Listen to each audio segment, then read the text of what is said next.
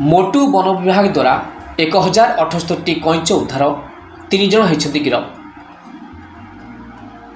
निश्चित भाव Indian soft salad कईंच व्यवसाय संपर्क में भरोसायोग्य तथ्य मिलने पर मालकानगिरी जिला वन विभाग वनाधिकारी श्री साई किरण DN नेतृत्व में एक विशेष टीम गठन कराइला। यह टीम नेतृत्व ने मालकानगिरी जिलार सहायक वन संरक्षक मनसुन खेमुंडू। यह केस अभियान में नेतृत्व करते मोटू फरेस्टर मुरलीधर अनुगुलिया।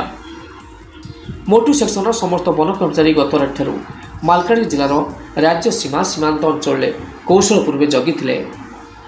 अपराह्न प्राय 4टा बेले मोटू कोंट्रा ब्रिज निकट में इंडियन सॉफ्ट सेलेड कईंच अवैध चोरा चालान सहित जड़ित थिबा 3 जन व्यक्ति धरा पड़िछथि।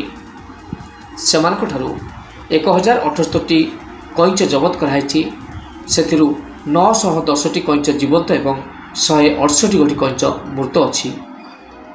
तेबे यह अवैध चालान में व्यवहृत होता गोटे बोलेरो गाड़ी जार पंजीकृत नंबर OR 24A 9182 एवं 3 गोटी मोबाइल फोन मध्य जबत कराइछि।